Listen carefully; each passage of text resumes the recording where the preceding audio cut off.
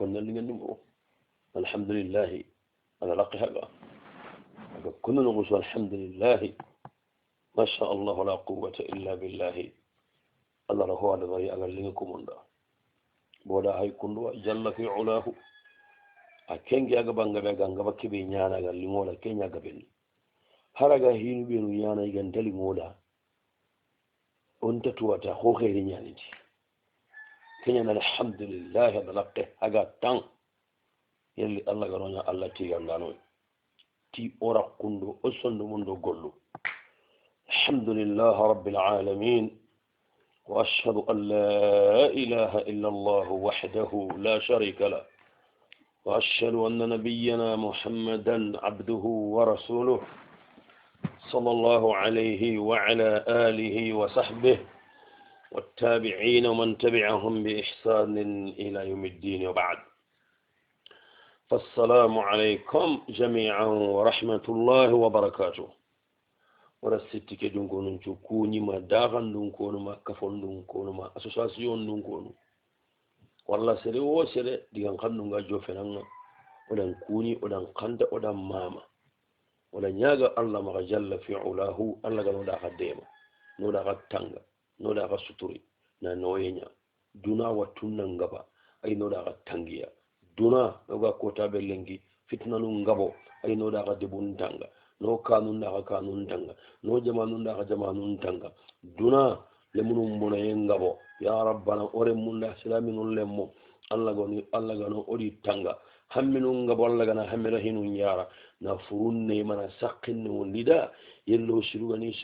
fanega fe tambugumu ayni tambunun tuga wotun to na barke bogi wattunde haaju mundano na allah nyaaga jalla fi ulahu siri wo sirgala haaju mundo kesitti kamma igo yagare lemine kirise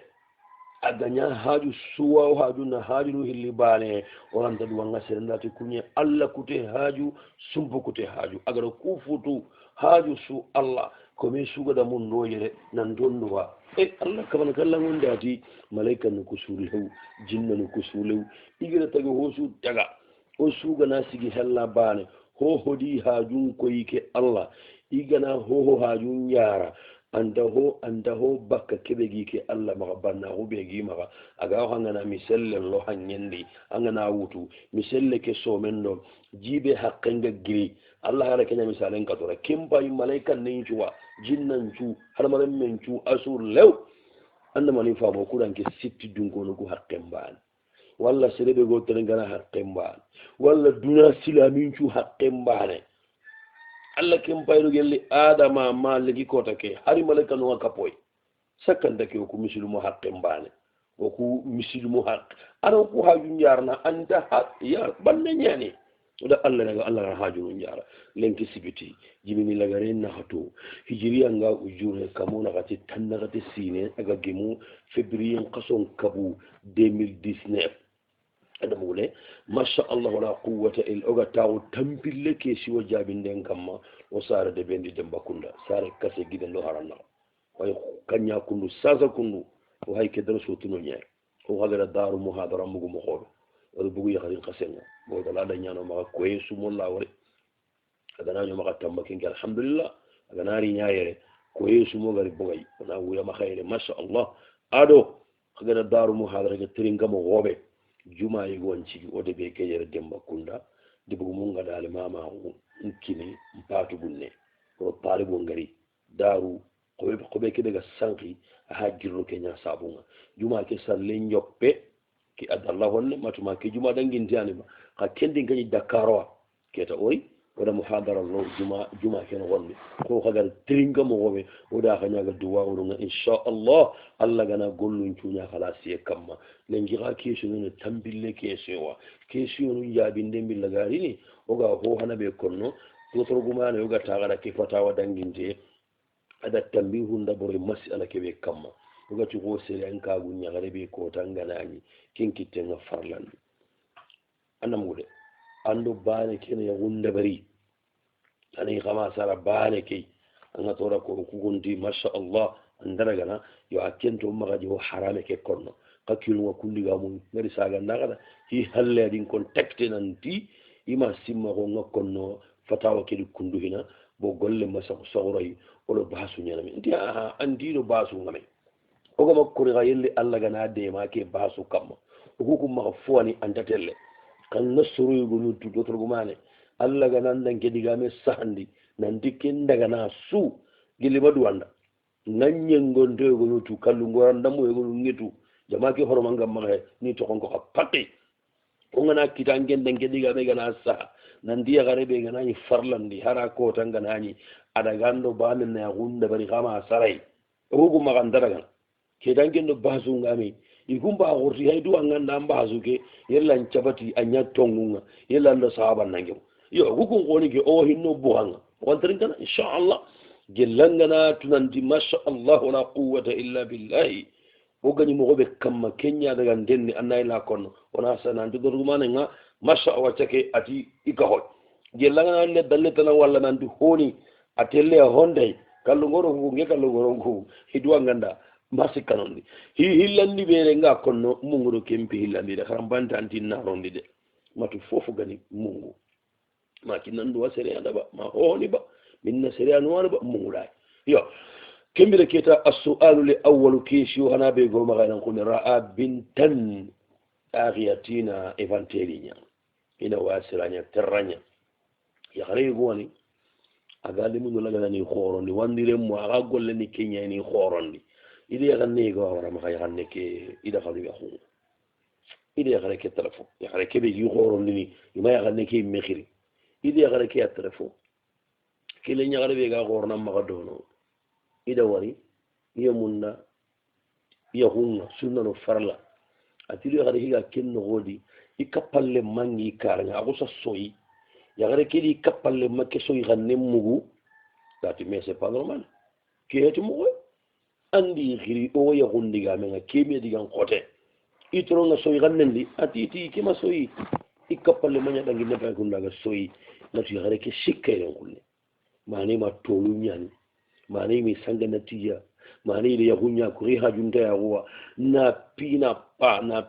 pa yagare ndi halle ko iken ila kenta ko hobod ima khura ikanu isika golledi aga iken ta ganne ki habatu inta amatu awonu ke yagare yamaha ki ga haga butu ti ke sikka boni manna igara so wi ganne mugu o ya gundi gamente in qana kenna kam nal jawabna tan najabenga nas'alullah li tilka al mar'ati al ikhlas wal qabul li hada al amal al jabbar wala alla naga kenya garela alla ga no waja khalasi golli xoore keɓe kundu aga dabarini lemunum xooronne walli kallangunte golli xoore allah ganani on ɗoɗaɗo wa thania nga hinandi ɓe konno anke ngata bien fait angara yaxana key mexiri angama yaxanne ke contacté yegonu ganaye key yaxa yaxanne ke me a contacté ne miidaga bogu nadaga macrimalinga inadaga sinabanga nemuguti laxa yaxineya on est fiancé c'est pas question qu'on a fiancé est ce que tammanga xanaxa ba digameke xeɗo ke a batenga mene kankim baga yagare ki aga gordo ke maka kati Allah ya akhi angara telefon wallahi ta bien fait anda sinon bon haraga na nyama ga heti kakita gora ya ma aya na sara nun tu ama ga waya ga ki gara ga kusana balla kundu patti nan dibboni man de so yi xanne mugu baane akenta tu exact gella ga ne xibaru na kunwa su ama ga balla xabari ngara hodo ke di sasa kada ga tampa ga fankondi katte na xanda ga sa teta tet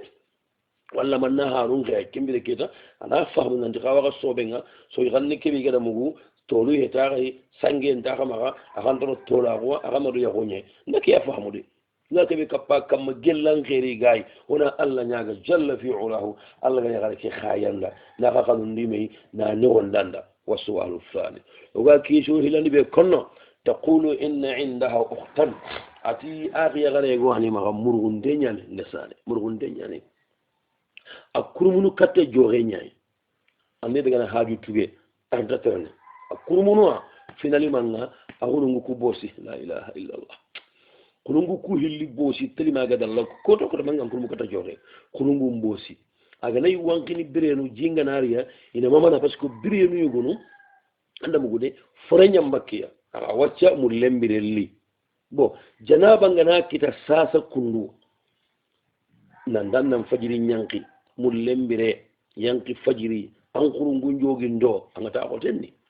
ya lahumma ila hinu hilli attirndi mi wattelli daba gelli janaba ngani kita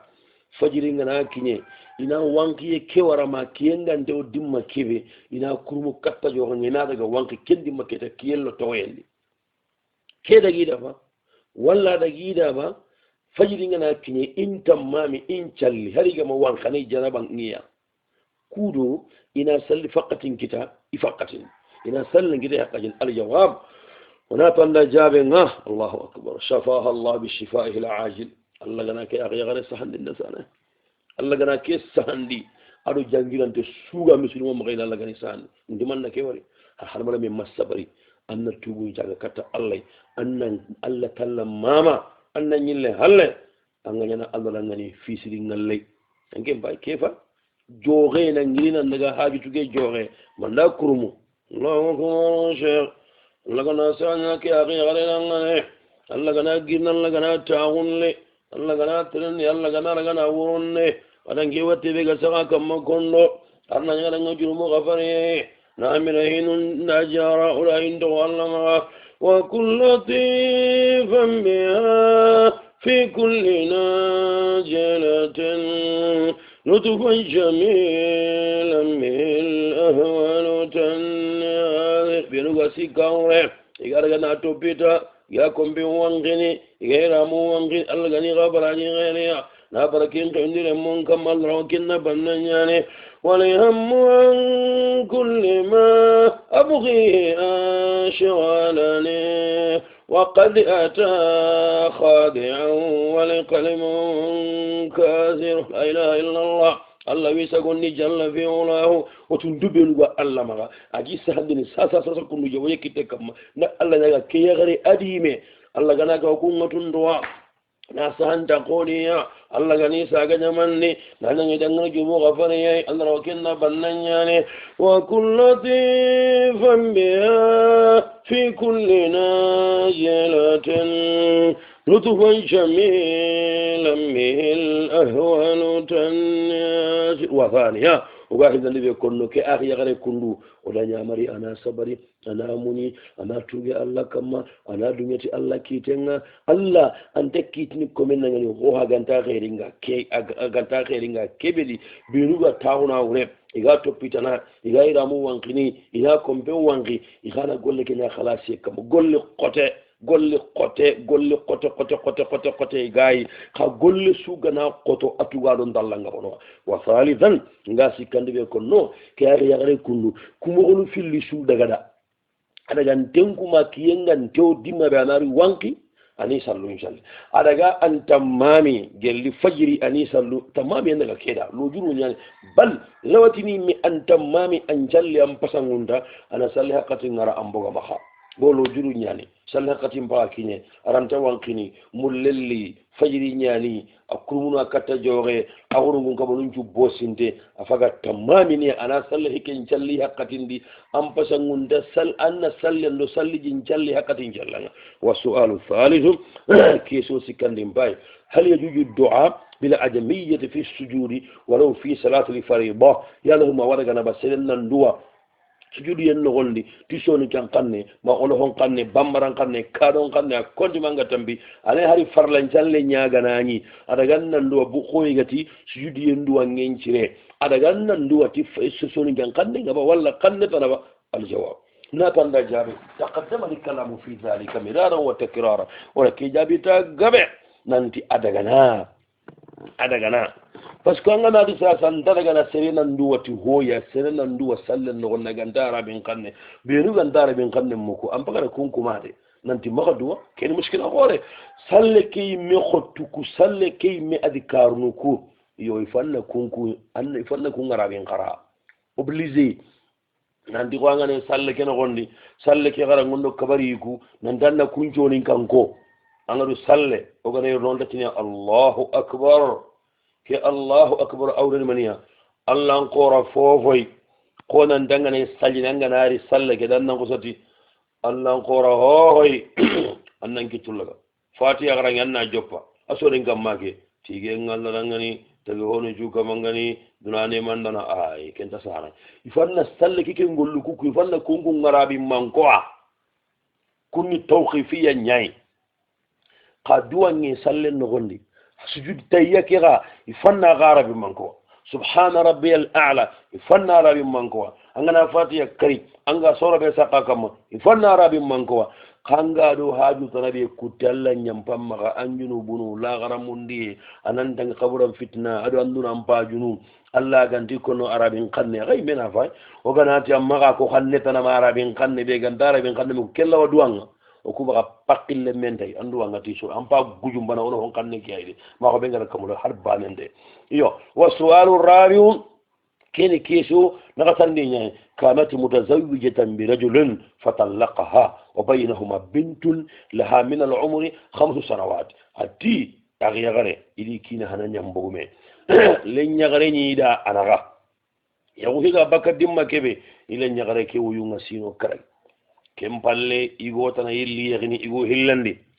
إيغو كيدو كيلي نيغري بي كندوي داغري ألي كينا نكرمي وطو dimma wodi manna mo kida ngani Allah mengutu here garalle mengade Allah me ande tokkin kandi landalle me marna here garalle menga vraiment kedi gamedi itu bogidi abere bine ke ko me wutu adiga men ke toujours Allah mengutu here garalle menga Allah me Allah me ande tokkin magade here garalle menga here katalle menga sasa ke iga yagubane ke ga bogu le ñagare ke sasa mati ata hay sino tamiro sikko keigo alla ma hogo ro teppu abada ma ko bo ikele ñagare da doroke le meke ho honi me kaga cine hele gara ila men ira ida yugo hala kebe ga bugume iran dire meke de ngene kembange surtout le ñagare ñaan sasa anni begi maga ira haga sike akama aganati minire meke abagandi kandisu ili ya gumbagandi Allah ko reñan bo yike maga serelante ni munda na antire men munda iti billaga golle ke de barni ina sagondore moro yi walla kille al jawab natanda jabe haqiqatan tungu kitte kama ya garen tampinte afrique mire tungu kitte kama ya garen ngasunon ya garen chunonde kwalla gana ya garebe ya giralla gana ne wondita agada hangungurun danga anna allati khabar 90% ngal ta kan nati a ho purusa afrikere ya garan tan pinde ya garan ke toujours anyi hamme no anyi menake hajata anyi menake ya harlo nyando yugo hillu sikki hate ku yugo sura mun ngamma a hinna kushu munda ay ne susara o kuy go garanta kena angana yagare wutu dari ti abdo lemme gari alla ndekelle me ganna nyaago anyi meremme tayib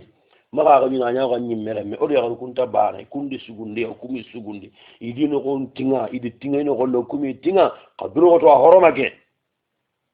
nga ho hanabe konno kenni khoro suno yagaru ndampiyentu nandi yagare be yagenga muro anyaake muro alhamdulillah lanwari yagari ngabe yaken nandum bunta horontonga wa thaniya ngahi landi be kon aga yagarenda la na'rifu al-qadiyyah bid-dabt agi jattima khibar hega passe annanki na magano gobe am gobe on connaît pas on tatu khibar huwa passe mo gobe ko wahi banekentu an qawa igonda ndagaranki ne keta an qawa igonda ngana yagare mutu aga nari ado lemme gari annan binne gare ke anna horma surtout aganani gellam billaga wutu angat nandi yagare ke lengume nyane aga banga be gena konno ha nyagiyade le muhillima ninki ne fanam bugume anki ne fanam fatiha bolenke na minna yigo da mutu le muamma amma konada walla mando yigo hati amma konada mokken pagari jamba yam pagari kallatu katnan dikki yagare lemu yagarun ko renyani lemu ngama adari ado kulle muganari galli lobiri anangen kawa abena kun haskenke na lemu ngama ke ngahalle hayni sirantam prosene kanyi go sante nga dakoro nallo an kawan nan binne ke nyagare magare mukataba kankan nogondi lojurugantano baw angana kenda bari nan ñakke kelle ñagare nan tambogan kandi allah ntaxa huhuñani yaxane keda agamugunu kike xibare angama mulli ke yaxari ndambe ankatu xayenanda yaxunga c'est dur an toxan maxa yaxu ke yimme ma korinde aga kanne gana bogo italla minna magala moxon paxamo arantamugunu ke yima laxara kota surtout jangan lemme heti halali lemme ñani surtout le ñaxaren xani xadi kenta har toqa maxa gana xoroɓane adagana wa salisan nga sikkanni ɓe konnanda hinu benuga sabunu benuga ke xotondini igu yogonu maxa mbay kuña konno gen igo ngana yaxaren xoore ñaxi ado lemme ngana leegi kat tey igu yogonu igarante muyini yakke ke lemmu kun xooro imaxa i ka kedi leñiguma le ñaxaru hoɓe ga ken cabunu sabu hana limine ke ganani aga mamare ntaɗo anke mbegar question posé ndagal le ñaxare keyde nge haɗiga munu keta globalima ñakamma keta igu yogonu iyaganta ɗumine i yakkenno le ñaxare ɓe ga halle kattiyankoori kandi walla ma leññigo agana agama jikku ɓe ñagal hegane sasa mara mbaliñani aga bakkade bendi aga igum pinu ñaadi a miski teringaye igo kixa yaxare ki xanta ɗumene serenkatiren me key yo kene wañana sabunga igo natagaña kundu alle men kiñi soxonga a maxin le mum monondi a maxin kam bo lanta katta ngana kato an nagini alle mega hitiyani alle meganni an xaganta keñane a ñimmere muku a maranta hoñana kunga igo ngana ketu tan ara wacini yampalle me ke maga na here xaray tumuñene igo maga yere wasaniya saabu yillandi igu yogonura ganta acceptene ni yaqulle mum xoro ndi kandi igu yogonu suuxe ñana ken cabunu ko agana lemme ke wari kundu a kengam mundamo xooɓe agana lemme ke wari aga tunuxo nanti anjonga yaxini yigo tanay manga sarane kenna kelle me hay key kena ko sakuru tongona di tongunde go maga yere aro ken kande maga anga ya gare mun mo gobo ko alla gata kine hanan betanga anda ya gidan anga na wutnan diken chuge aga na yugo sangi gane kende wa salida sabu si kandi iyolla ganda lenya ga yakelle nya gare marane kanno lenya gare ke ganani ما شاء الله ولا قوة إلا بالله لين يغلق يغني أسينون خورو لين يغلق يسينون خورو يقول كيغا كان نسرون ناوري إما غتغتي يغان كين يغلق كسنوا أن يغلق يغلق مني كي كيرو ينا سابوا لمني كي أنا غسا أجبرسي ورابعا سابونا غتني لين يغلق يغلق مبارا إيماي أنت يغلق يوتو أنت يغلق ado le ñagare ri agara sara kine hananda kelle ñagare gam parampara imay anga kannan nam maga jarabi do kelle ñagare batte nam maga ga tawara yaade nam maga ga ñagum bonon ba ñagum bonno anda jarabi so ngana kala pe kenga ngana jongi kenga ando kenga na tiga kuji en nabari hanya kenya gumbaka adiniya ikenta saqire men jakura kenyagu matu harebe gara eski harla kenyagu peut-être bagallu nyogo menya nande man ke yani kenyagu likke ngudu yigo ngana kanu kesi handambe arawatini ya gara ke dalle nya gara ke fere gara agoro here gara na kinya ikina nkadu ngonunga akinyi haban kadu ngonunga parce que le nyugum pagaro gore no gondi amagura ane kinna nyiga le nyugu kumaro gore no gondi papanyi melo gore no gon yeran kunne tongunya na igom magayere aga na nyagar ke kataro ke ay su tongunya na maga akkanu maga wala gedenya di gedi jippe ka tongu ke be ga maga porlo ke na min aranda tongu ke hunje nkorosini na ko soronda nande aga na kunda ke nyanjoron alla nyagar ke fam parle buru nam maga jarabay arda ke gonno ay bakati ke politique ngara de ngare ko ade hata ke nge here nyanna ki soronga ya banun khoro adin ta habe bo ke dal na nya yagunta adina ga sasa ina bugu me kamma amba igo ngana ke da bari to ngunya na wa khamisa sabu karagandi igonu ga balla le nyagare ngardene ikandi yakenda gari igo ki gana kanu le nyagare ke mashaqqa ha iki hajini kelemme ire meheti ijam munde kena ni maga ina birandi ina siga fere anga mamulle hala leginde ya hawtu be jefe po iranta kenna kencu billaga nyana siga maga goro yikandi ana ko sa herenya nanti ya garen na denge anda banda gole mo gomba mo kimbiri kita ngahi karagandi be konneran kunne kenni masha Allah wala ngahi sikandi be konno wa ala kulli hal awajabi go ngaya gare ambilla garno anga de yakaren qalumu mo maga sharti kine sharti be angat nan dallanda ya rimbagandin anki nyagari gagari go ki qalumu mo ya gullo bire gada gullanka meda maga sharti kine sharti be angat nan dallanda dumandiri akutinandiya kenna ngabo yugo adiwo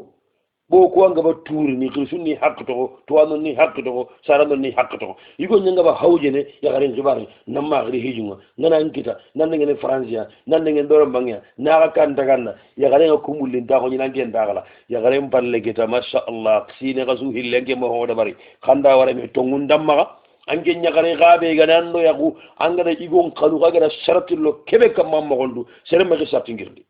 aganta sharti be harame ngal warabe ngana ka tanbe kono aga yagara keda on danya marni nan dannya ko mbagandi do kay aga ne go ki ga sikitan kem fere fa on faqunda barni awan naga hana awan petu hatana maganya ko mbagandi ko be ngata nan maganya ko mbagandi koni haban kanta gallinge ya garanda haban kanta ga ya garanda ga na dalla ani tuba kandi gidan yakkuyu go nandi gana ga jami ga dallaga nan baji nan qetu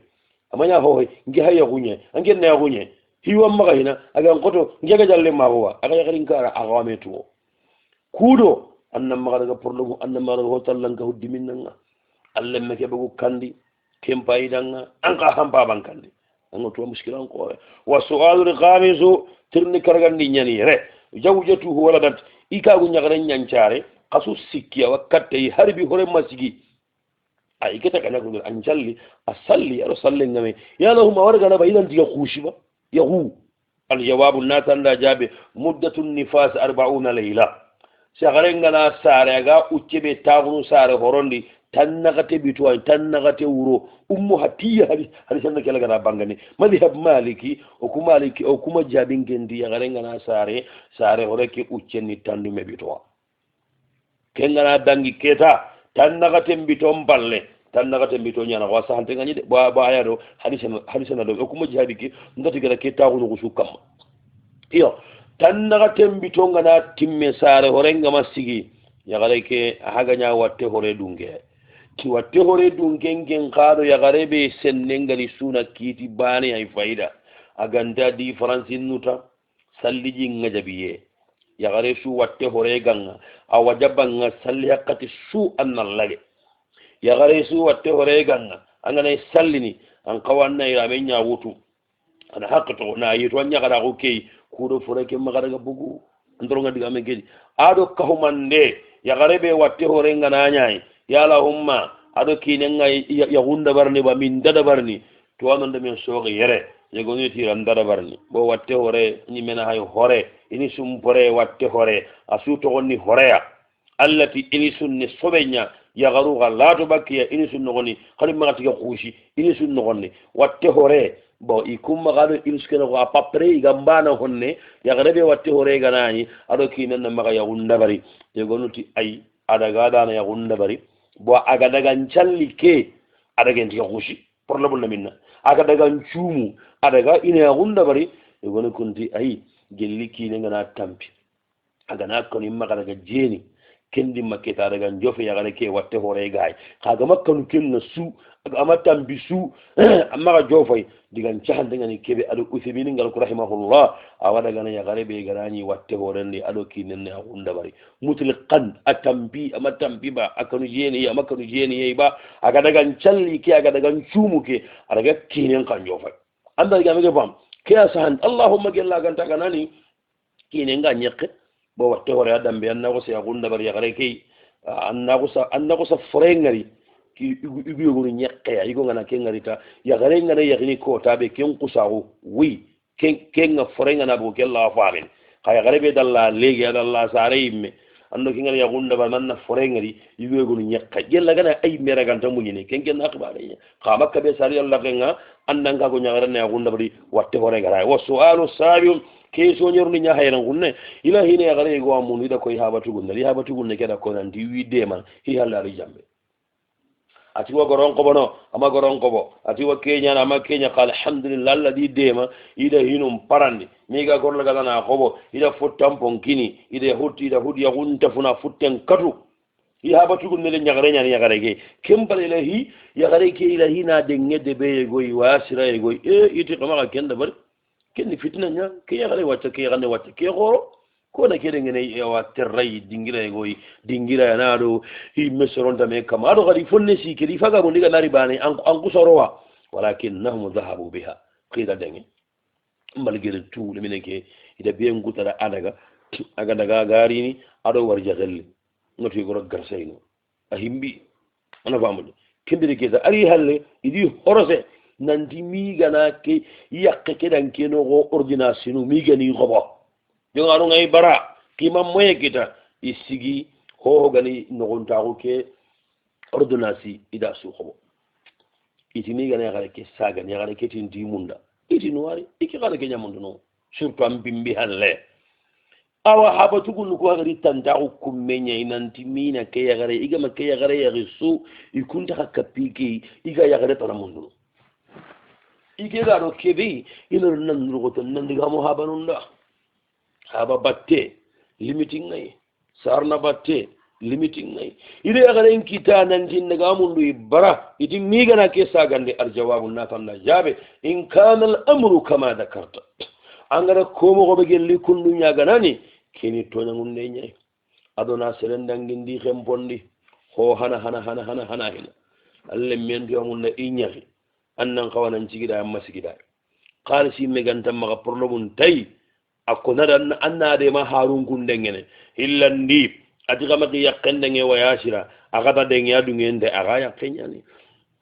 sikandi kada forose nanti sahari jonko an cigitai lemme kira alla watu aremme kay mewtu aremme nagatandi kayla kabarnanda maga yagaretana yagi ifo ana ke yagare ya yagi ke yagare kin qada tawara yagidi taki wala yagi heti problem wa yagare ke meti indaga munda fa bi ayi hadithin ba'da hada yu'min ndatu kete ke halle oga hen hobe da barni ke halle khorom game dangine me haqqi sheikh amanya ke hindambe ada gannan ke janka unu an ka unu kudo an babo na me famu ina yagare kinu hada an babo no ganati indaga o so ni ngara mo nyani ke ta oga ndadu ngene yagare kinni serei ngandille nyagaren kinangi fonnan coron duwa tongun kano maga kaga na kinye kerare sharia lagenga sharia ma igo tirindi woli no yagare yagullan tappe ma yagare nya wolin nan li ka igon ke woli mende yo ngayon agana ga balahi kelle haro wakilu ngai soro ngai abruway na le nyagaren kina ne har ya ha banu gandano ka o so ni ngaw ke bir mo gonto ngene kenga tongun kano maga yo ga na dangi hakkan no ko ke mo ko kundu sala khanta dungi nenna yagare mundu minga na ke yagare ya yari ke yagare tinti munda yagare ke jeni adana go ngutu ndi kamma ga daga waya sira ga da denge keta sitilun ko bo ko suno jige bayo wa su'alu thaminu kesi o segundi yani ke as-salatu ala al-mayyit dakhil al-masjid nanjalli hurenga misidan no wonde ikumbange iwanya ngana nyana ken kaga al-jawabu jabe na tanna tajuju as-salatu ala al-mayyit fi al-masjid nanjalli hurenga misidan no wonde awatelle mali gan kondo abu hanifata mali gan gon nyogonu maliki talibon nyogonu adu abu hanifata maji habi kunyanti makruhu nyani mi kundi go fureke ko mati asabi dengali yaba wallahi kanna sesube maka boga yaba al muhimmu beraga nani o maka miside incallanga ona salla miside incalla hada manna talla ya berandal langita beraga ndo maka wa gujum mane miside kiano gondi pakille mende wa suwalu taziu كيسيو كبون نياهيكي إن من عادته أنه إذا سمع موت إنسان يسلي لله ركعتين ويسأل الله للميت المغفرة والرحمة والرضوان أتي لا ربيجي مغا إيجانا مغم نندي سلم فات الدرو إيجي اللي إيجا أركانو في الله سلني الله دا إنا الله نياغا ننتمبين هوريكي أنا نيما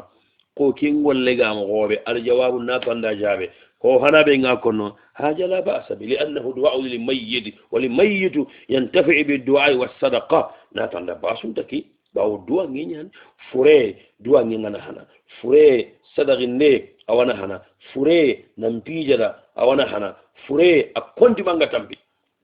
donc andan ge fayo duwa ngenya horenda anta hoto fofon take kede ganten wa thaniya ngahila ni be konno rubbama salatu rak'atayn huwa alladhi ashkala alayhi al-amra peut-être angara angati anga arakan ko hilli be salina angana hay kenya hagara jagasilla ni ngolla ke fonne ma daga ma daga angana hay kenya hagara bitella nya gonka ane fonne ko aga nyadu wa simple ke kwa kitanga tanna arakan nu fil lisalli kembere annaduwa natanda har kun arakan nu fil lisalle ho honte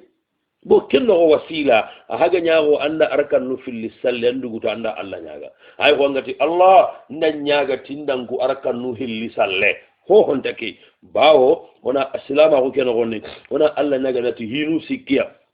li asma'ihi wa sifatihi al-ula angani Allah nyaaga anna ñaaga nati hinu sikki atogo sirunda magan kuto kallango ya Allah en kabane ya rabbi antoronga dia na jakki na to sirinko anna amagan kuto kallango ndongo hillandi adaganna Allah ñaaga tanyimme golli siru ndan ñaaga Allah tingi ma batta ndan ñaaga Allah tinga ni ngarammo digan kannen sigindi ndan ñaaga Allah tindange hiju sabu ndan ñaaga Allah ngagiri umuranga ndan ñaaga Allah tingara fajiri incalli jamandi lengi ko hontake donc sikandi oduru kundu wameda na ngarammo ke hakati ko toy buru kagane duwanga inshallah agana simmo agana duwangon ku sikki ara gona Allah ñaaga to ko ken ku tencu andaragana o awada Allah ñaaga Allah gana yam boma ti hutankina siru ñimmedi hinjiru kam hutankina siru hutankina siru ɓenu ga ko pine isu he ka keta ho gabangaɓe seɗenma Allah ñagati ko hindamo walla ti faren boroma sarano mbarake haramogono mbarake kabalankon boroma ɓo ɓenuga hara kumma jagana gunda horoma honde gunda horoma iya sala walla riga togo woni goron killi an babulayi marega aga sakamali mullinne a horomanda barake sulemani yegadi kontanda hina Allah safeneya kuwa cakkundu in daragana serega Allah filitu kuwa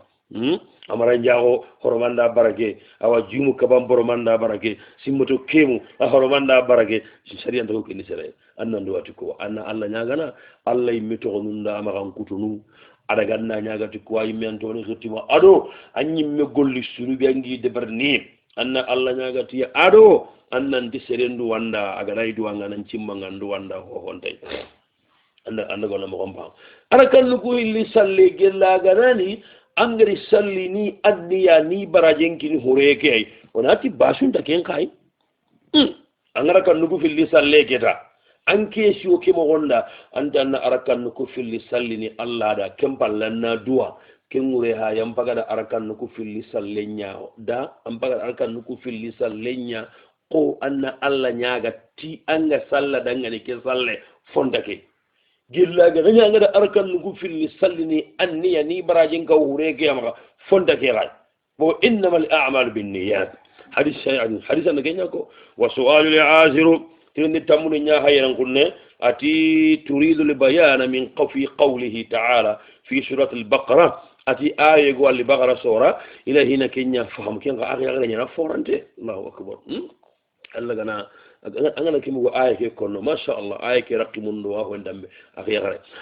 أتي بقر لقت ولقد آتينا موسى الكتاب والفرقان لعلكم تعقلون محمد ورا كتاب كي موسى الفرقان كودو غنا حق لكتاب أتي وتننتي موسى كتاب التوراة عيسى كتاب الإنجيل جبورة كو كتاب جبوري هذا فرقان والفرقان كي كو كتاب كي كن ينقى كومغا كن دي جاكل الجواب جابي لا تندى الزبور كتاب داود جبورة داود خلينا قال تعالى وآتينا داود زبورا نمر زبورا كتابه ولكن داود أما الفرقان أما فرقانك هي دوران كتابه يتوان الفرقان كتابه كوا مغنقتون أنه الفرقان وريني فتمان دانا تنغندو غاري مبغميدين دانا أنه الله ولقد آتينا موسى الكتاب والفرقان موسى كتابه كده هكذا يا أخي الفرقان قرآن كيمي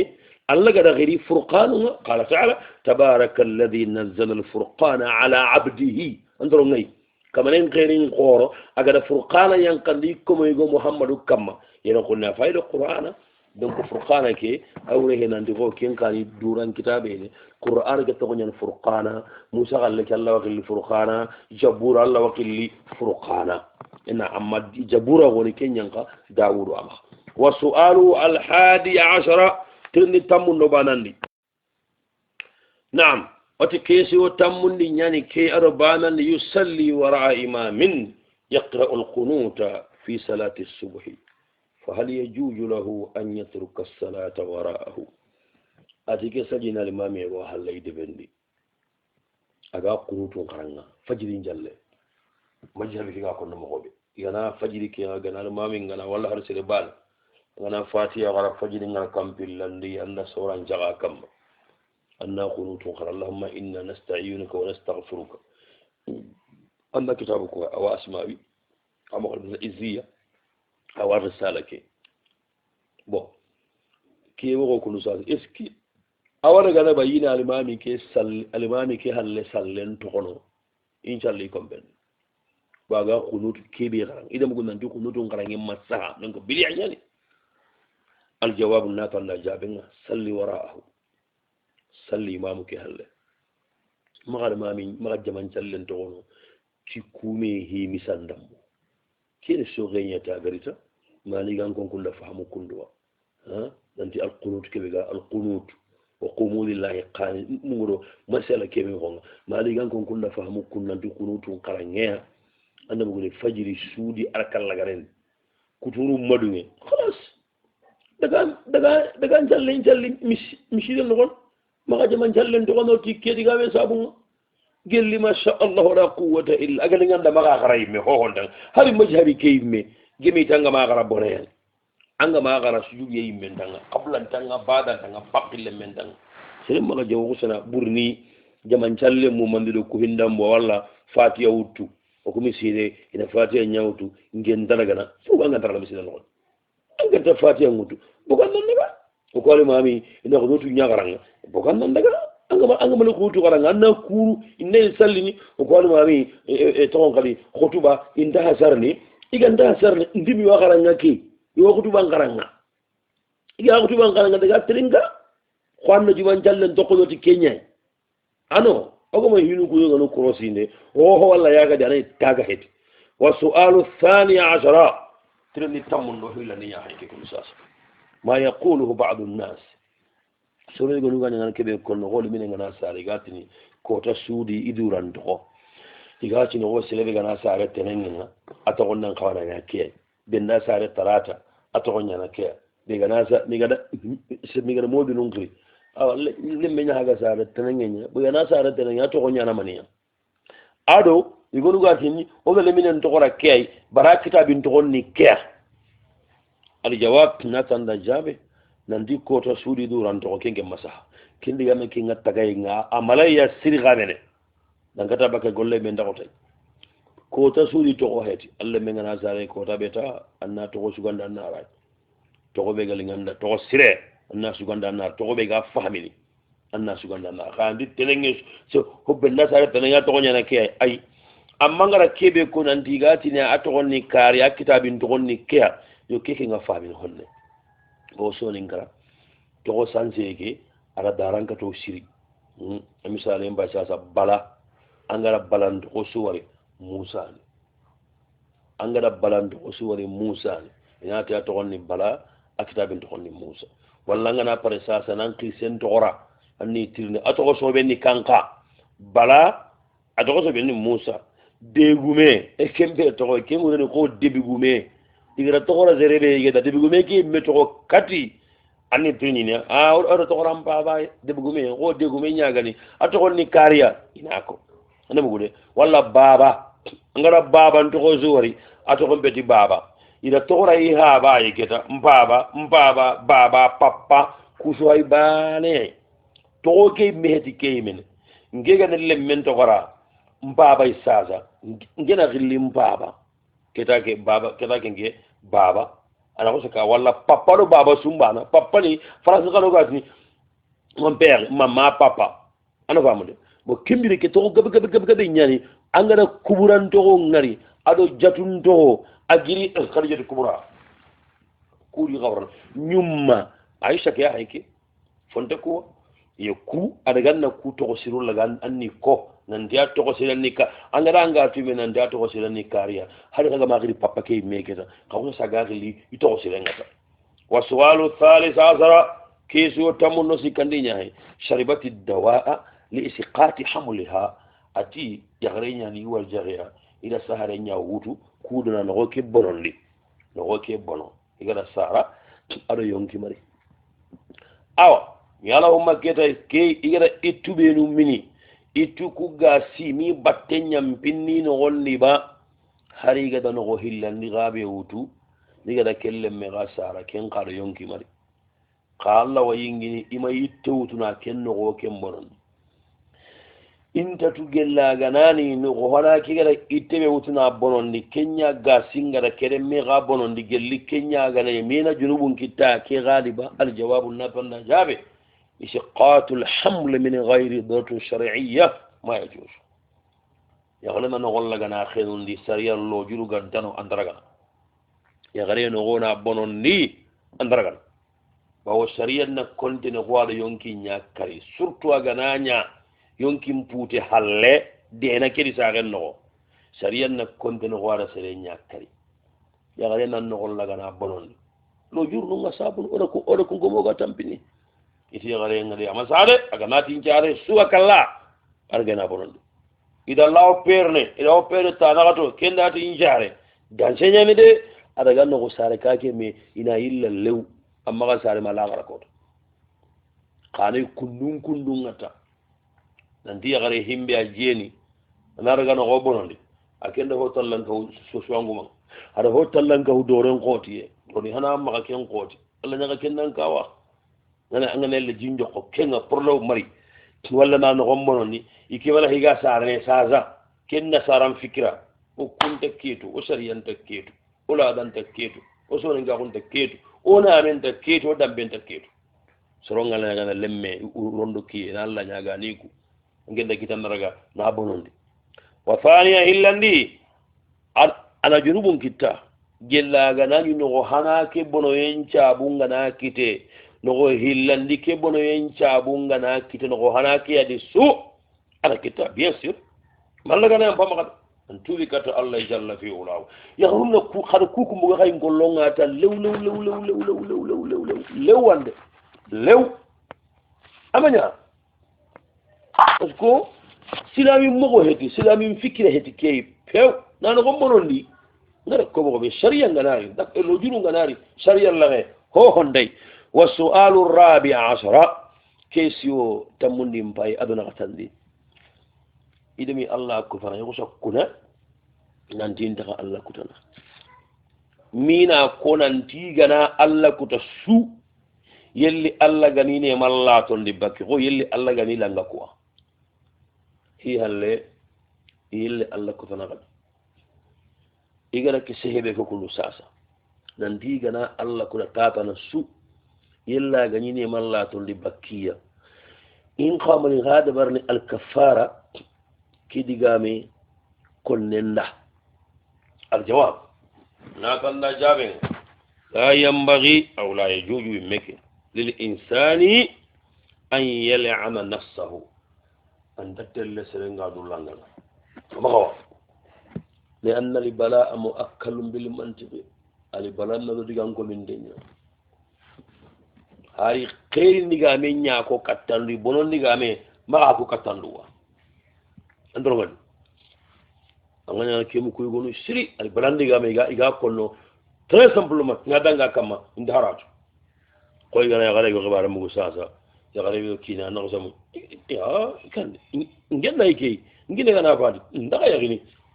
ma gale lakim ba kidi al balandi ndaga yagini kebe ga yagan kenna mbasaya سيرم ما دلقم بكال بلاني تعال بلاني الليني أنا فاهموا الله وتنان دوهتي جن وهتي ملاك النور سرونيا نوي أنا بني مهتوي وتانغان ده أنا الله كتا أواسي أنن نمسي أواسي أنن كانوا أواسي أنن توبي harangana illa kutana gadi ille tubi ni gadi tubuno ko ɗum kulle kanan kuna nanti wallahi daga allah kutana ellagal hebbe kegen tigi angana allah kuta annal kafara mbagan kananti yelli allah ga ñinema allah to ndinga sere maka kenko maka nulanga iyo agananga kuna nanti wallahi daga allah kutana angana allah kuta alkafara ñananga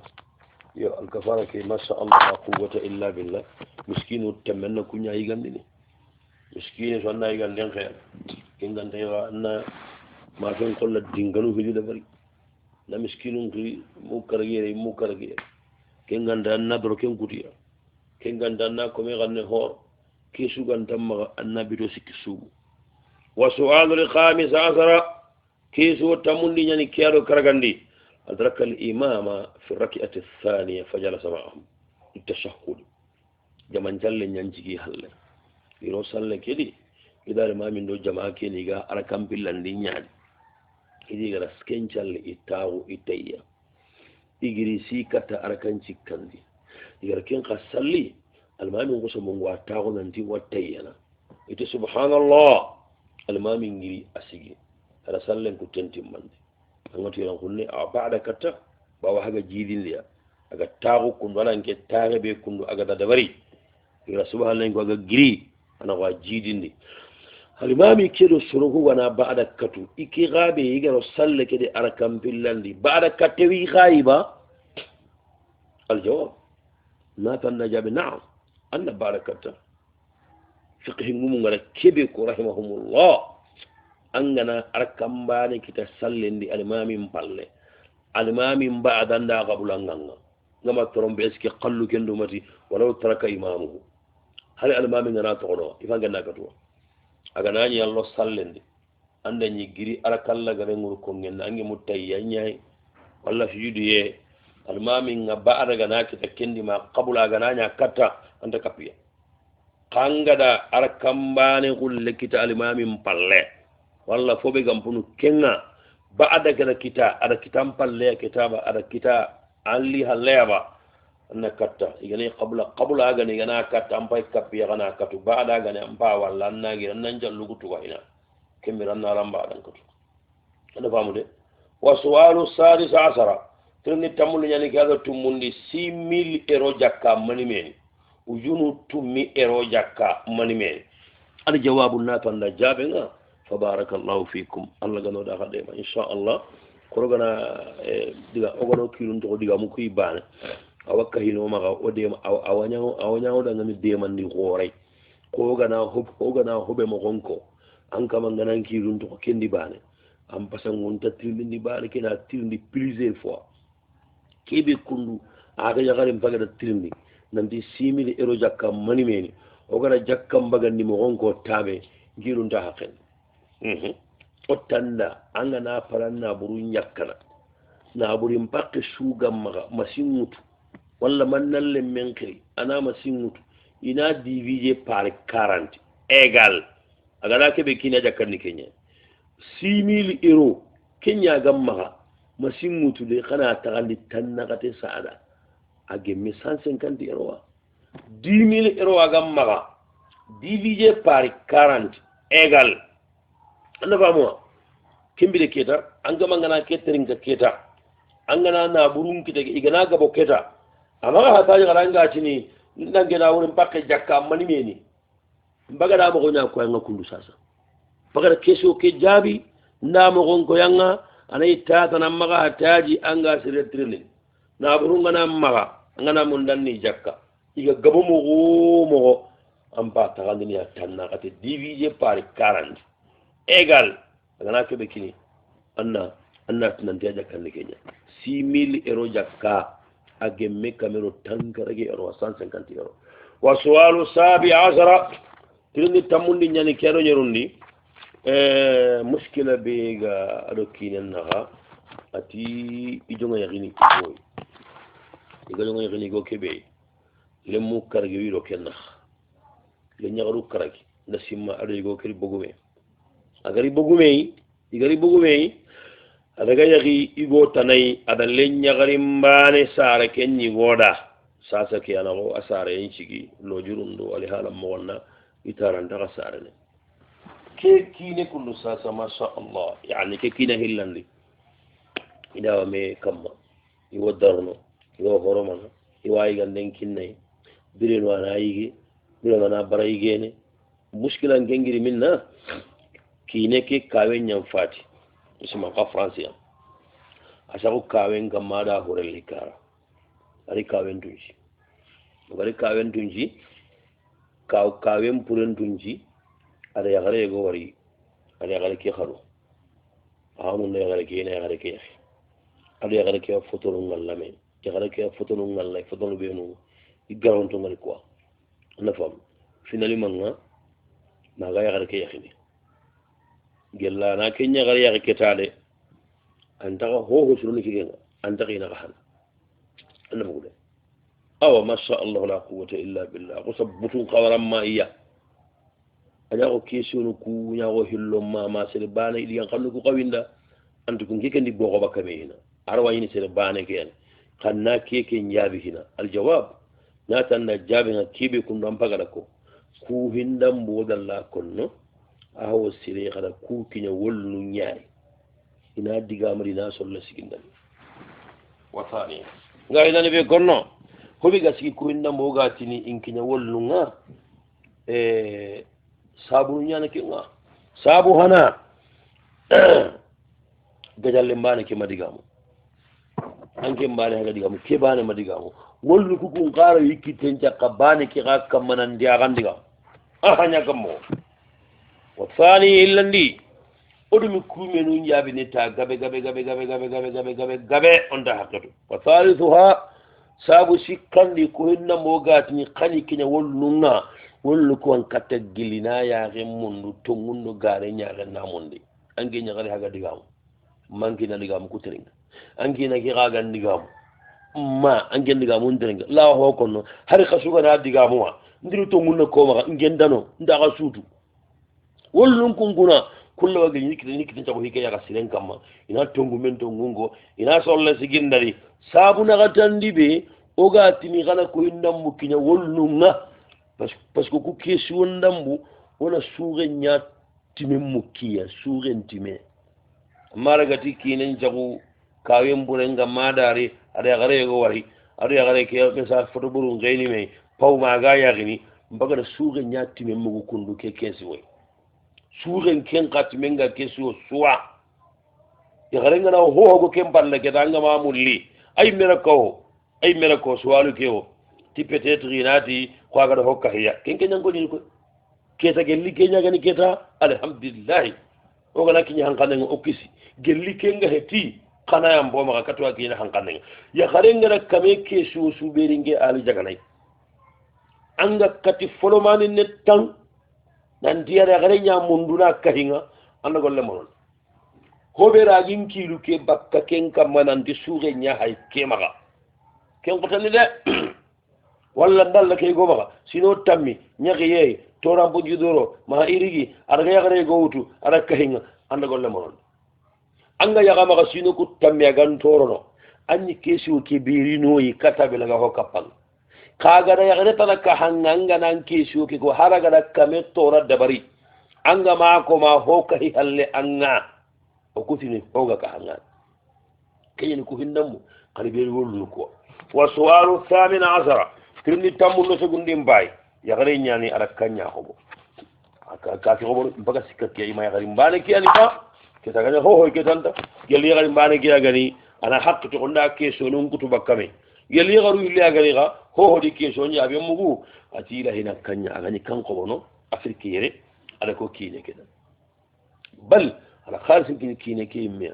mi ga kante gande joppana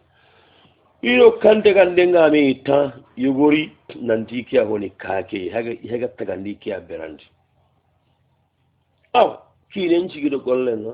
uccinne kine keri golle ke wara lew anda katni kake khibaru suyi anda ko ne garenda anda gada dirndini aro karan konta hingal lew gelige 2015 ma 2018 ido ki kake problème ngame kine ni rakhama ga lew alhamdulillah yagare ke man lagane mana ani kake kita na agar kita geta agama ko ho ko kinenna kinna nyaga butu geta bo iki daga kenya ngi hobe ikan nan dogadi ange maga sigidai an kusa hingara kundu wallew agala kangita amaga ko kinan kita kenge a continue ala khalsi ngala katta kine ke gida nyagare lemme na kake tagana kine ke tuwa gundai ma kine ke ga daga na wakasi nga irigi agala kake wari ala ni kake tagaye nga ida bilime atona sapia temego nati na rari anabam aha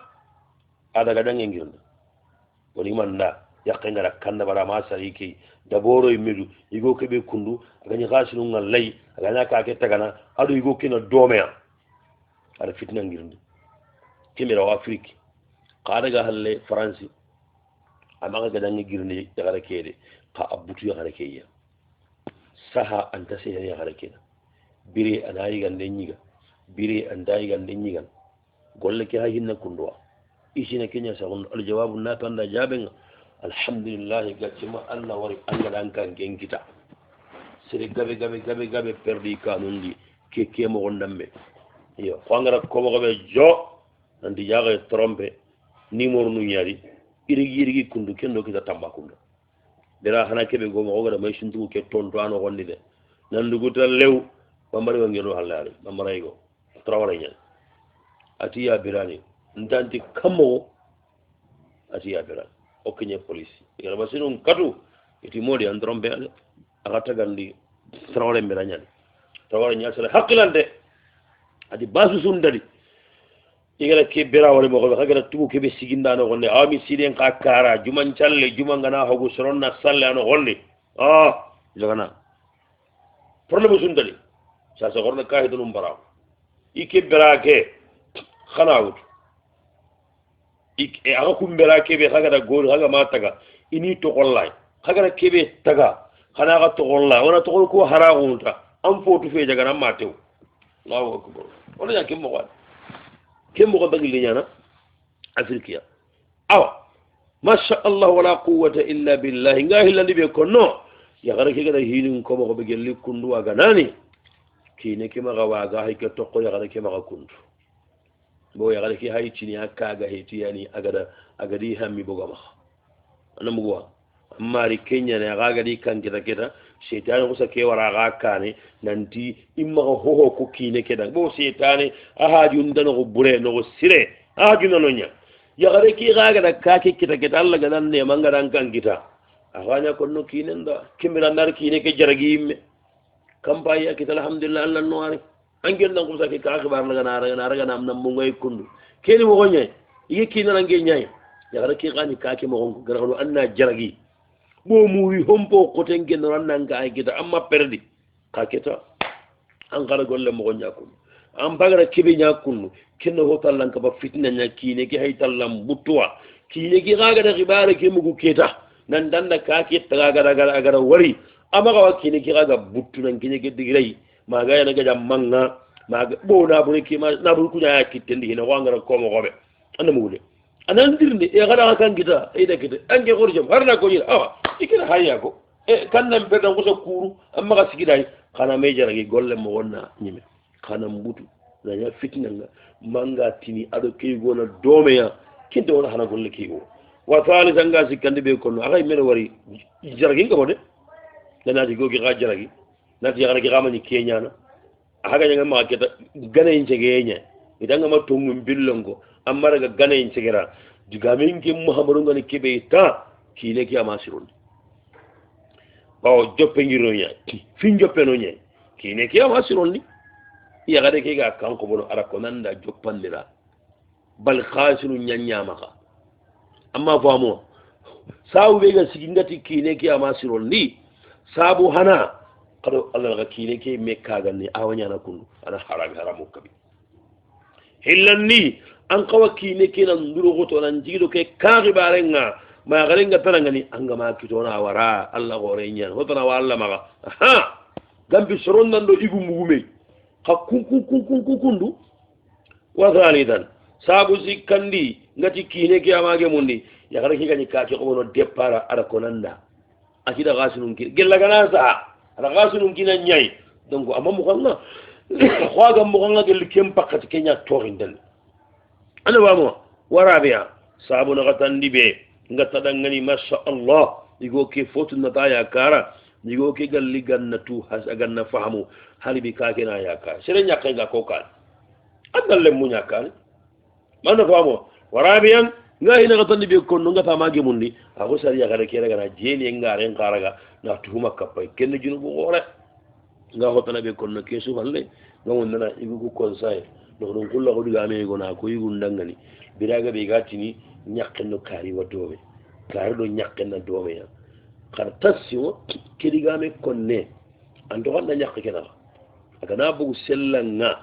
na tunanti yamma sagu kari la nyakkenga ken kari gana kemmugu yimme hinade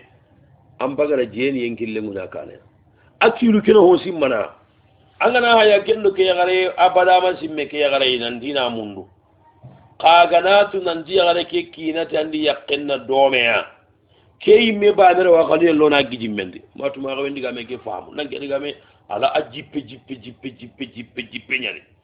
yo angana ti igon dangani tandi nyakkenna domeya ambagara nyakke angana hay ke bada masimen anti ke nyakkenna nya dome kagara mu yutrondi kundu ara wakadu en kitati kediga me megotel وسؤال التاسع عشر كيسو تمو نكبو نيمباي إذا مغوي نانتي فرنجي نانجي نغراندي نامبي إغانا برا سلبي كايتين شانسيني نانتي مانغا نانيغاري مبانا نغرا أنغانا سنيترو كايتين نغوندي نانتان نورا كندي ماكيتي نان توان كايتين شانسيني أتي أوكوتي كين نغراندي هتي وراندي تونغو نيانيكي ولا كينكو أتي كيمبي أتي أوتي كين نغراندي نتا سحنا moyigo kema arande anniya forcea ama warande anniya agana nyora ngediga mi ga to warande kenta sahana igo be gana ke mundu ya kemma kanante sa sai faga tintinka tinkita mo gana separation na do wonda ngara ya gare ke duru wa balla ba nanti kenta dumine ar jawabu jabe ya gare ke makabara amma kabara ara balla kala igo ga kan nay haqqun ma to gadi kameno makabara adu ganti yanya gumbaga ninande nelliti ay kera akiya rabal khakudo ninga idulungita amma kende bari kinen andu mama warande hewo okuma ke konde warande ya lew harabada aga dari hade wo kiken nambara separasi oge idan danyana amma kinen to wade jiran kollen jenne ma saga lallen ado haraga na bara branji ndiya gumba kallu andi mo hille pare amiable par la faute ko lenta wa su'alul isruna tambilandi nya hay ke keso tambilandi igana salli birenu igana duguta ina ko sa sikka nanti imatayya in khawana nya kammo al jawabu jabe nya tanda sikka su ganari sallenti mayem palle anda hotorno serenga salli nan duguta hi halle asikka eski ke salle ke timme ba bagambaju anda hotorno asalle adugutal lew ala salamun nabari hi halla sikka ko ke tayade daga ambaju ngande hotorno bo sikkal li salle mballe usulungu mun di qaida no al yaqinu la yujalu bi shakki ora ta dan kana gumba kado di sikkanga dimma kidi anga salle kidi dan kana ku yana magana tan jallen timme kenya nanga salamu alaikum donc am baga salamu alaikum dan kana kunya kamma dan kana gumpal lenga na shikka nan di manjalle ke timme mama timme o kutini shetana he sanga na tanga oran de gillan dan kana ku hanake kamma mamen dan kana ku galli dimma be aga nani an challi andugu danna salamu nya pew hi halle dan kana gullanga kati nan dan jalle ke matimme kebe ga to wanda raga timmande kanga shikka bane ya kenga ho hon tanga daga nan baju nyai aga nangana sikka salle ke no gonya danga salle no gonde an cikka ko ni arka nan dimma ga halle de yeran kunne bo amma bugu salle ke digina maga bugu de arka ne kiriti anna da bari anna ba'daka ihtiyatan qawo ganya assalamu alaikum ngem balle sikka ben dari kem balle la athara laha wa sallallahu ala nabiyyina muhammad wa ala alihi wa sahbihi wa sallam wassalamu alaikum wa rahmatullahi wa barakatuh يأتيكم العافية بسم الله الرحمن الرحيم نعم قرمه جابر رحمه الله باب نكي مرخ نكي في صلاة الاستسقاء أقاسي هناندا أفهمت تندو لم يقول هل برو أقاسي هناندا خماري موريين جلة نمانيا kago kankoro nganari awa kamenga na hamarni ko ma kembe ngana kumar muri en challe ndabar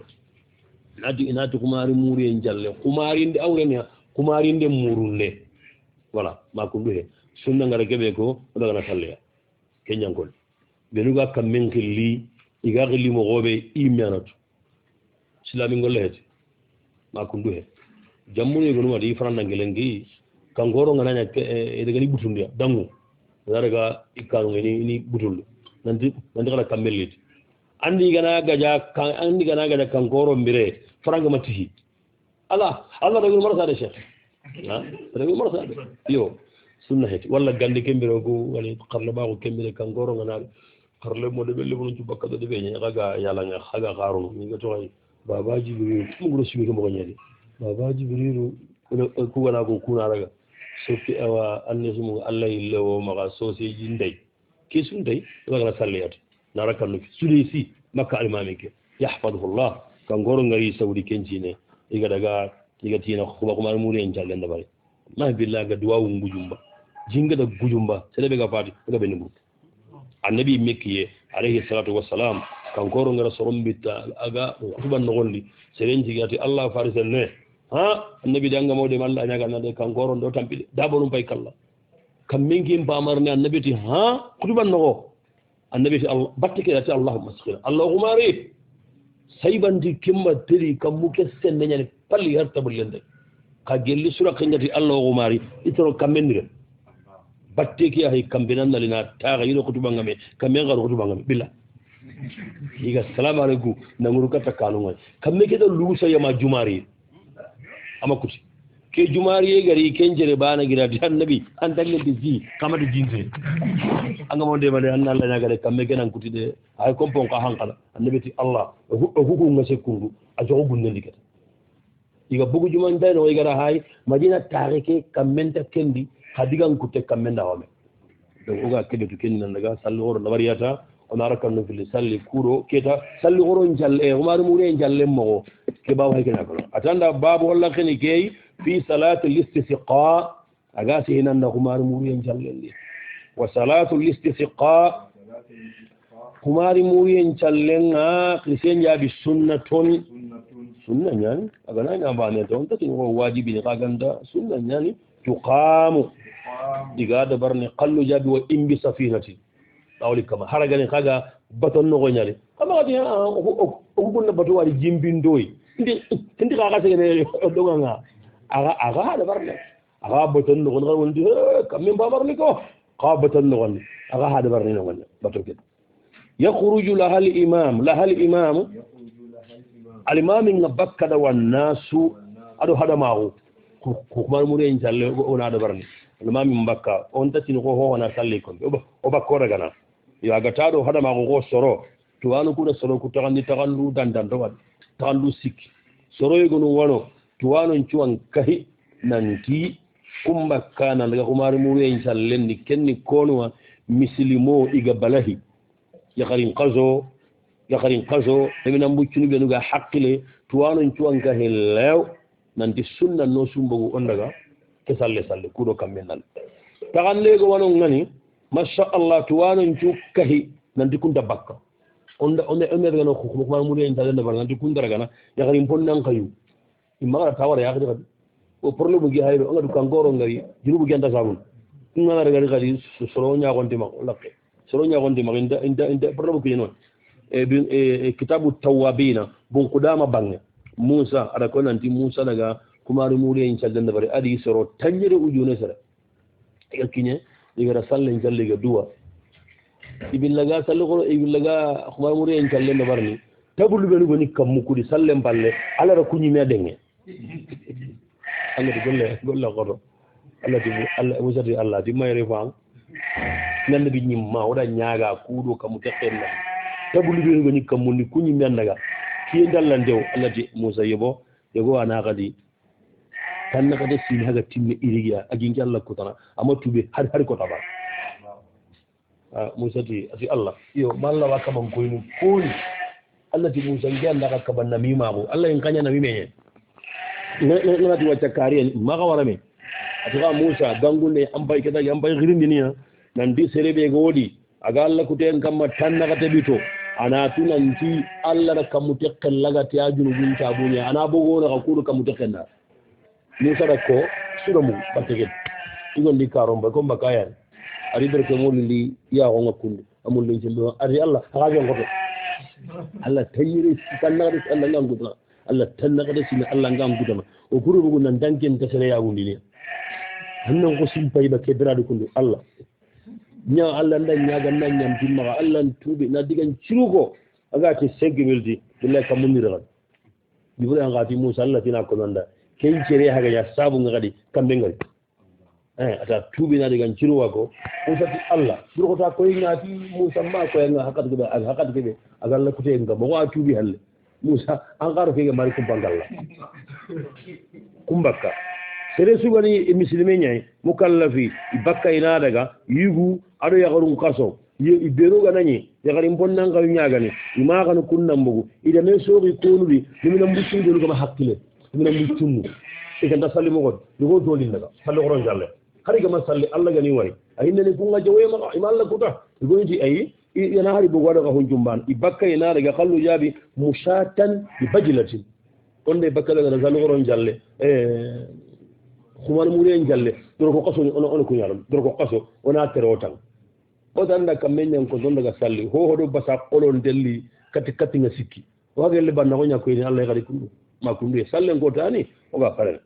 soronna baga daga ni kama yakhruju waga bakka mo wobe dili idaini salle bananum billi sallu goron billi on do bakka ulwanya kuman muren jalle nganya na ganya bahwatan قل هم فقطين فيصلي الإمام الناس صلي بالناس في هذا ما هو ركعتين أركان نوفل كما الموري إن شاء الله أركان نوفل غوبان إن شاء الله مخلو جابي وكرر إن تأخر وأنا هذا بري كم من جمري وناس أجايها أجا استغارة كم هو استغارة كركان عندي صلي هري الله أنكر كندن كاربانة أنا استغارة نعم ويجهر الإمام النا بانج فيهما أركان نكوه جدي بالقراءة في قراننا النبي قال قراءة بانغانديا بانون في اللسان الذي بانغانديا أنقان بانغانين ويقرأ أنا قرب سبي اسم ربك الأعلى في كلانكين شوران والشمس وضحاها أدو والشمس شورا أركان بنا سبح أركان بالله والشمس شورا وفي كل ركعة على أركان نسون وغني سجدتين سجد وهلي عندنا نقول سجد نقطي أنا نقول قول هذا كتب مغنى أركان نسون سجد وهلي من غانو وركعة واحدة وركعة واحدة إيش معنى هذا وفي كل ركعة سجدتين وركعة واحدة إيوه كينيان أدو أركم بان أما فهموا aga tira ke atu huna andaro ko ngi andaro arkanne haydo ko ngi aha mo yana anyillandi oda ho ngara ma halle ki enno be yen jalle yalan kilu ngai no arkanne suni ur ko ngu moni me ur ko ngu fil khayran kunni arkanne suni sujudi arkanne suni sujudu hilli ado ur ko mbal wa yatashahhadu al-imam an-natayya wa yusallimu ana assalamu alaykum thumma yastaqbilu an-nasa kem balla kitana jonko hadama gonga bi wajhihi ti songa fayajlisu ana ta'u jalisatan ta'unne hakkata ko ta'inne agana salamun nabari amma ko sati ingiri inde ga kutuban joppa ana fonne ta'u faidatima anna an-nasu hadama gonga na tan kubire be qama al-imam an-nagiri muttaki'an alanya tuga nan ala qausin ibn dangen kam ma'u asa ni guman kama fa khataba ana kutuban qallu jadi kal'idi ana kutuban qara khoba nan billu sallu grammo khoba nan billu kutuban mo ana kanun billu tu ani sallana honne taw apela na giri ana kutuban qara ay fa idha faraga ana kutuban nyama bire be istaqbala al-qiblata ani janko katta القبلة كم بكا قال رفعهم المامي كتب كان غندي كم بكا جونكو اندينا نايبا ما فلكو اندينا ناي فلكو اندي با تنغلو هذا ما غني انا كتب ني مكتا فيو اني هلكو شرون خاي انا تلو كتا او ان مبت كم بكا فحول رداءه اني كان لا غنا هراو gamme mo di lankan ani kalam paraw aga nar kan nugo fili salli aduguta masha Allah la quwwata illa billah ada kutuban qara aduguta ana sigi ana toloka takim bakkan ani halle koy hada maawo akala be ga saqaku akun kam makun ani haram kara be gani kunku teen kam ana kende nge kunku nogen kam kara be gani kunku nogen kam anarti kunku teen kam edi kengureni Allah oji kewadi mangado wali halam barahu ko ngara ke kadara gana harago ko be kun awri hay ke bal ko tiya arfa mo annabi da bari kundu wa kisse ga annabi kam kan dalan kan ke utuna harago de anta utuna ureda ntaga kamunga de batu magara fa anta ko bambure ke la ay to ana sabtu ko harago mun adu warna ko nanda ati wala yaqlubu dhalika kamma kala ke harago ko kallu jabi nandi bila tankizi amma ga harago ana karko araga nata ani harago wala yafalu an-nas سرنا نجند مثله الإمام قلم وهو قائم الإمام الناس جنتان دبري وهم هذا ما قلنا قعود إتاغن تني ثم يدعو ساقي الإمام الناد وكذلك كم هو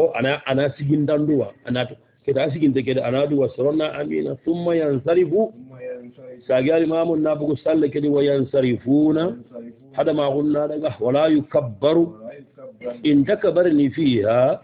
kuma muriyen challe nanti ko kabarni ko sallu goro mo Allah akbar kabira no kendai kana salli ne garguta ma kan be wala ay kabariyanta fil khusufi kiyenno rabbaniyen challe ne ghayra takbirati li ihrami ma harami kabariyen bani wal khafdi ado jimmen qallu war raf'i ado wurgiyen qallu harami kabariyenta aga manya harami kabariye kiyai ko salli kabaru nyanda harami kabari yengai angere gana urko an kabari go salle mo gonda go ken kabari gabe go banon billi mo go ken dai wala adana salli jillanta fiha kumari mu en jallen no gondi wala iqama aro salli siginde ken badi se ari annabi nandi ahmara bange nandi annabi daga kumari mu en dabari ti ala arkan no fella salli ti harma gonga ama salli giri ama salli siginde باب نكيم عرقني كي في صلاة الاستسقاء أغاسل هما المورين شلني وصلاة الاستسقاء هما المورين شلنها سنة يعني فقام إقاد برني يخرج لها الإمام أباك دنني كما يخرج وأباك مغوبي للعيدين بانن باللي دنني دهوة كلهم بقتنا فيصلي أنا أصلي بالناس في هذا ما هم ركعتين أركان النوبل يجهر فيهما أنا بنجي نغني بالقراءة في قرننا يقرأ الإمام قرننا بسبح اسم ربك الأعلى في كلنجين جورنا والشمس وضحاها والشمس سورنا في كل ركعة أو أركان نسون رني سجدتان في وجوه اللي ركعة واحدة أرجوكم بعد ويتشهد أنا كي أنقرأ ويسلم أنا السلام عليكم ثم يستقبل الناس ساقنا جنكو يهدم أغنها بوجهه تيجيانا ويجلس كم بلنا تاهو جلسة تاوين تطمئن الناس jelli surongana tenko qama alba min nagiri muttaki'an alanya tuga nanga ala qawsin ibun nangin kamma aw asa wallay gumanga faqataba ana kutuban qara thumma jalasa timballana taw thumma qama ana illi ghadi wa khataba ana kutuban qara kembay ko tubaru kuni nya hillo ma la kana tawada gidi wali ni nya ujuma ni tubaru hillo war muri yang kalung kaya na hillo wae فإذا فرغ أن خطبا ما بيربه مستقبل القبلة أنا جنك قبلا فحول رداه أني كان براه يجعل ما يجعل ما أنا هنيا على منكبه الأيمن كبغنا كارتين كما على الأيسر أنا وركونغنوغن كما وما جنجر كبيا على الأيسر أكن يكونغنوغن كما على الأيمن أنا وركونغتين كما ولا يقلب ذلك كما قالك هراغله وليفعل الناس سرون قانا نغندي مثله ألغا من قلمي وهو قائم أنا كنتين تني وهم قعود فلما غنتاغن ثم يليه ساقي ما من ناتوا كذلك أسجنتك ثم ينصرف ينبل على دقا وينصرفون على ما غنتون دقا ولا يكبرون سلند كبرني فيها وارمرين سلني ولا سلند كبرني في الخسوف ينور بنين سلني هذا تكبيرة الإيران ما هرمي كبرين بان والخفضي أنو ينقين كبرين والرفعي الورقي كبرين ولا أذان خلق اللغنتا فيها مرموين سلني ولا إقامة سلسين غنتا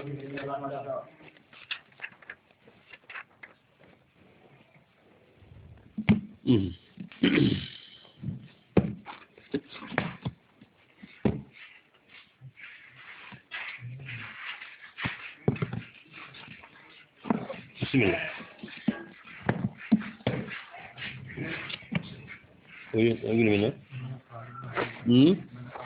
من قال يو أوتو دارو مكي أغتند والتي لم يدخل بها يطلقها متى شاء. بسم الله الرحمن الرحيم وصلى الله على نبينا محمد وعلى آله وصحبه وسلم وبعد. قرم جاب رحمه الله والتي يغرب أمرا تحله النتا ففود ما وريا دريكي من غسل أنا أوري قرمغتي والتي يغرب لم يدخل بها كينغ مروتاي تطلقها على كين الله متى شاء حق بندالغا أكو تودو وري نانتي سرغاني يقين الله أنت والله فرلان أنا والله ما غنا سنو بيربي أناني كينك ما سقودا كينجي ناغودي كمبيدا ناورا قا على غير كيمون أنا يا غير غوريبا أنا يا غير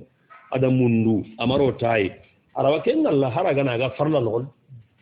bo diga men no ma no go ma no gonday amaki yo ma ke het wali wahidatu qazanna mo gonto waray tabane tubinu ha ana ke yare katten ko sunu selega na tiri yakke wara sas